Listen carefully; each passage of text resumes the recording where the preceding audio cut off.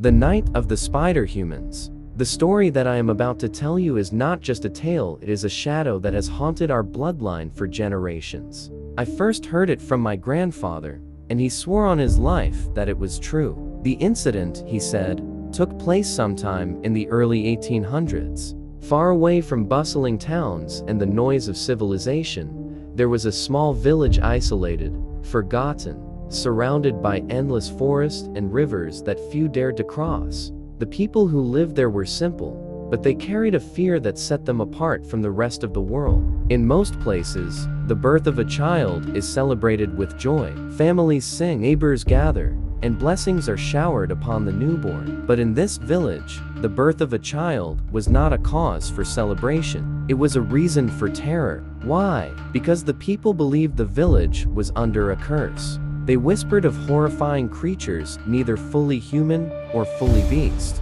Creatures with twisted bones, elongated arms, and the eyes of burning coal. Their bodies resembled a grotesque mixture of man and spider, crawling out of the darkness whenever night fell. And they came for children. It was said that if a baby was born during the hours of night, these spider-like beings would appear at the doorstep. They would snatch the infant away into the shadows, leaving behind nothing but blood and screams. Worse still, the creatures would not spare the family. Parents, siblings, even the innocent neighbors who tried to protect the child, everyone would be torn apart. This was the reason why the villagers lived in constant fear. When a baby was born in daylight, it was safe. But if the unfortunate moment came at night, mothers, with trembling hands and broken hearts, often took the most unthinkable step. They ended the life of their own newborn, not because they were heartless, but because if they didn't, the entire family would perish. Generations grew up with this curse hanging over them. It became a part of life, like the silent forests or the unending night.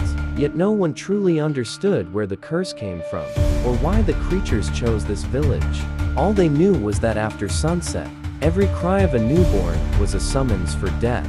And one night, the curse returned in the most horrifying way possible. That night began like any other, still, silent, heavy with the weight of fear. The forest around the village was quiet, as though the trees themselves were holding their breath. But inside the great mansion of the landlord, a storm was brewing. The landlord's wife had gone into labor. At first, there was hope.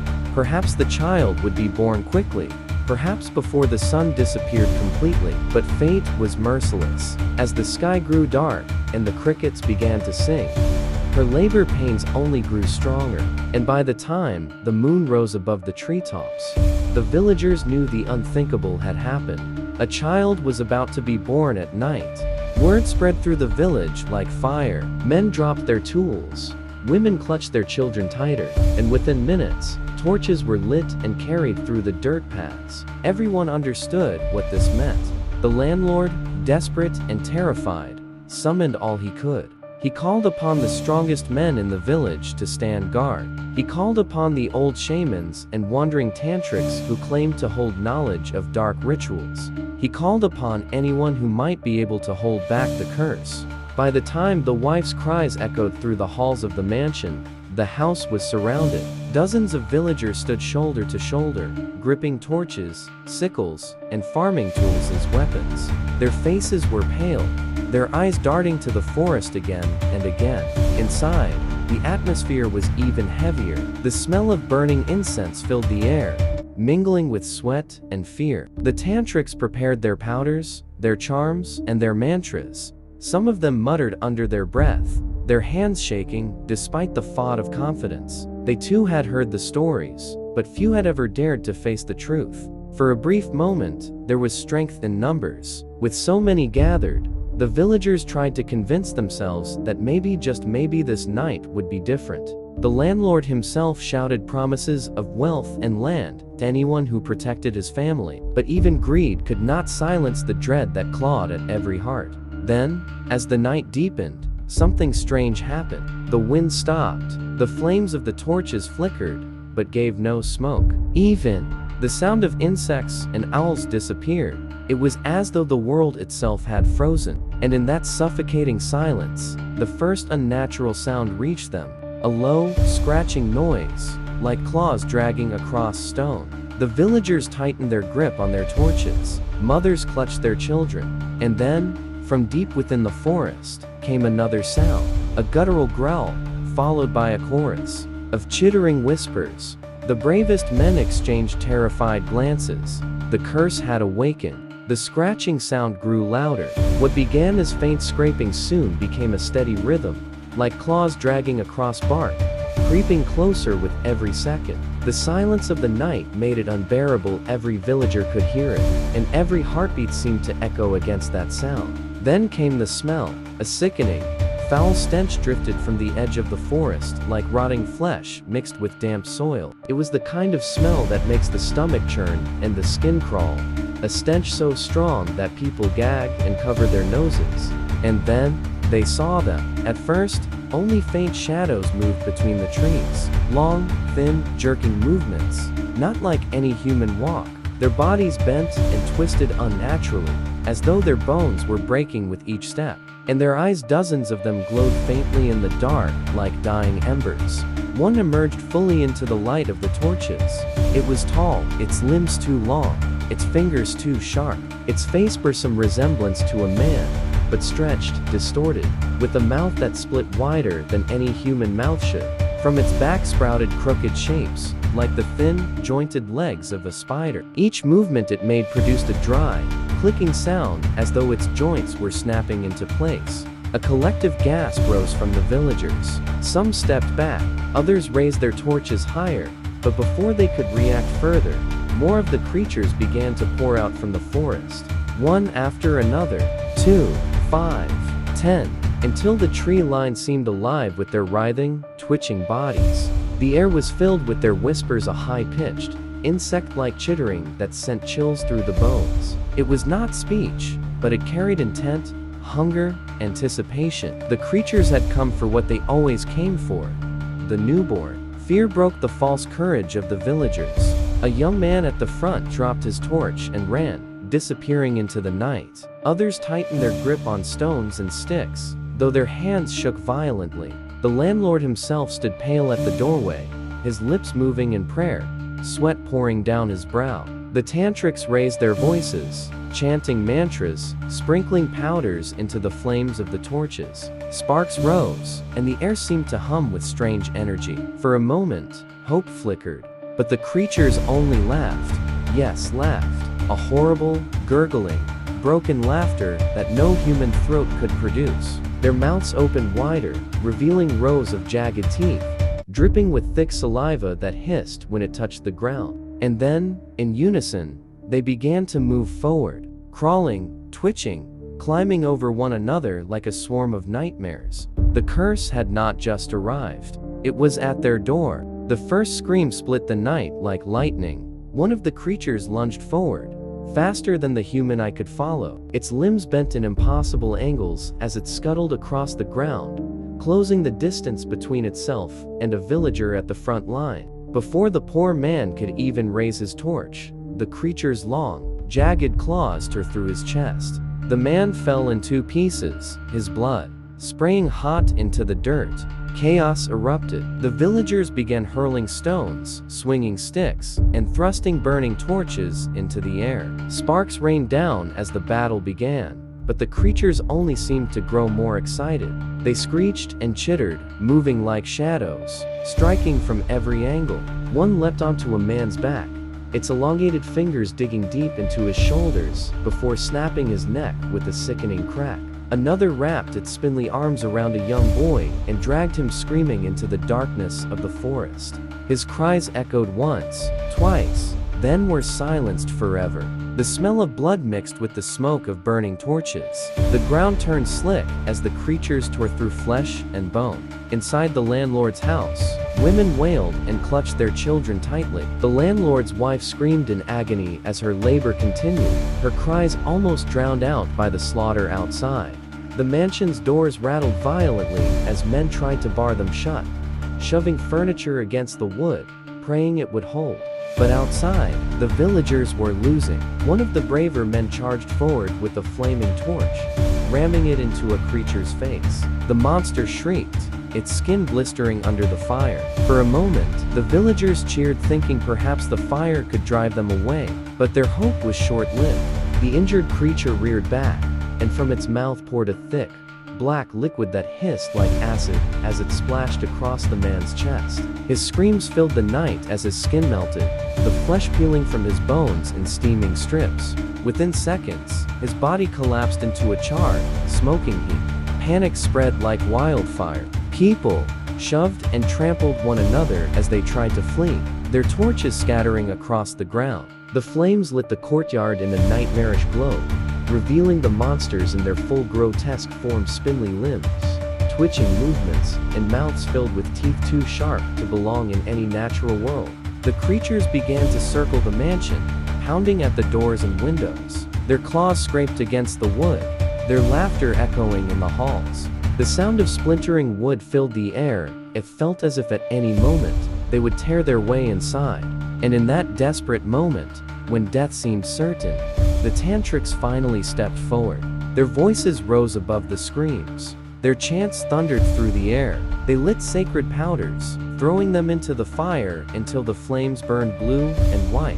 The creatures paused, hissing, their eyes narrowing. The battle was not over.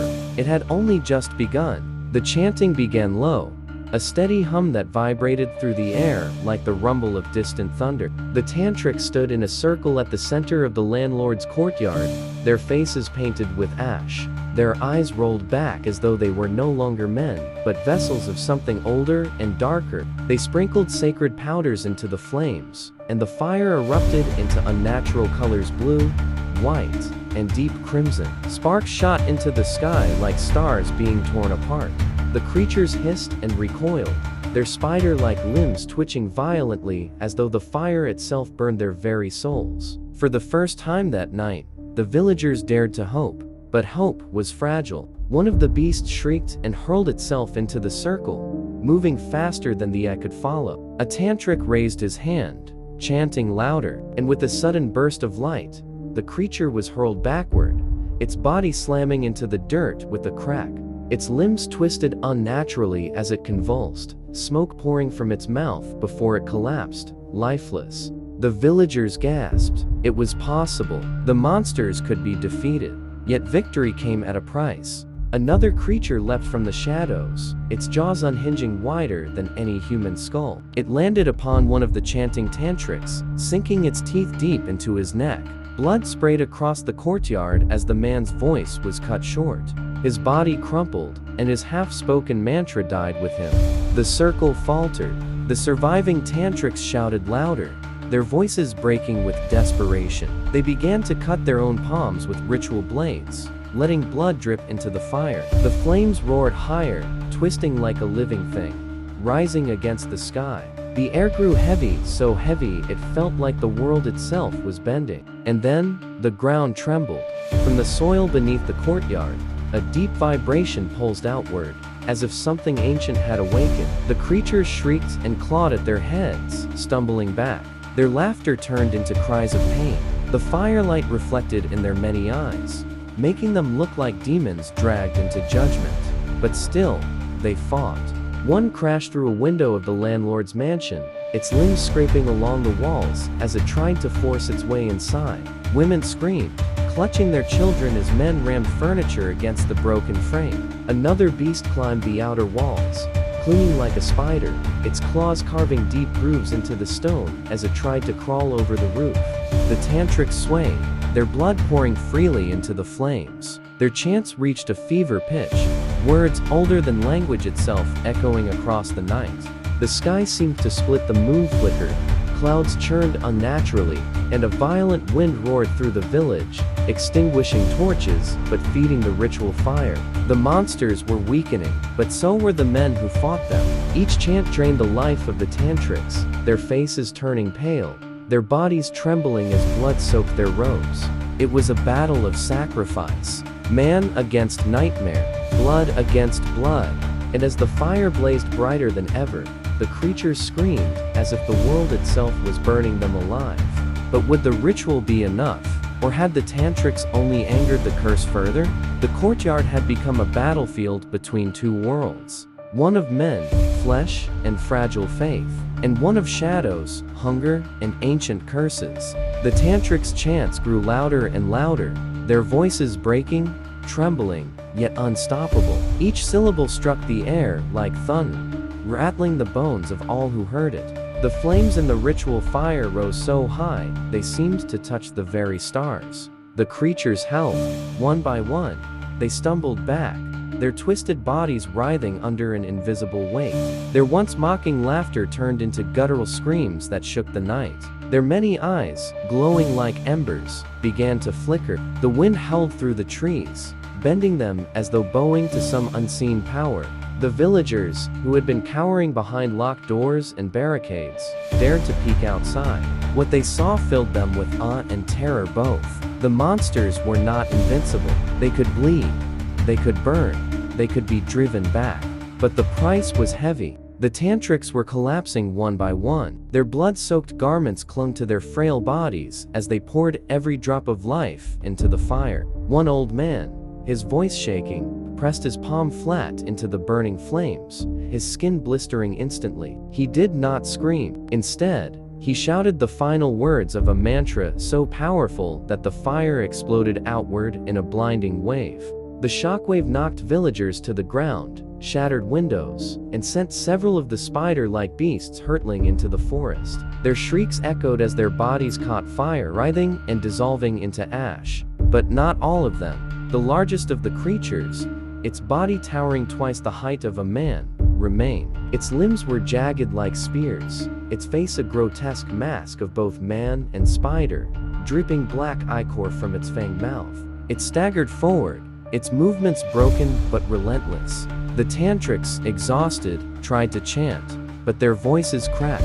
One fell to his knees, coughing blood, unable to continue. Another fainted, his body lifeless. The ritual circle was breaking. The monster roared and slammed its claws against the mansion's door, splintering the wood. Inside, the landlord's wife screamed as her child finally entered the world, his first cry piercing the night like a beacon. The monster turned its head.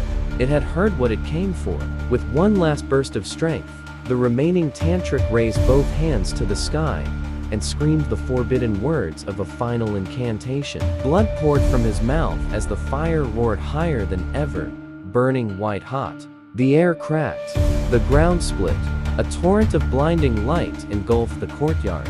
The giant creature shrieked in agony, its many eyes bursting, black smoke pouring from its mouth as its body twisted and snapped. Its claws tore at its own skin, trying to escape the fire that now clung to it like a living thing. With the last, earth-shattering cry, it stumbled backward into the forest, burning until it was nothing but a skeleton of ash. And just like that, silence. The creatures were gone. The forest was empty. The curse had retreated, at least for that night. But the silence was not peaceful. The courtyard was littered with bodies, villagers torn apart, blood soaking the dirt, and tantriks lying lifeless beside the ritual fire, their sacrifice complete. The survivors wept, holding their loved ones, staring at the carnage with hollow eyes. Inside the mansion, the newborn's cries echoed, fragile, human, innocent. A life had been spared, but dozens more had been taken. And though the creatures had retreated, no one believed they were gone forever. For every villager knew the truth. The curse was patient.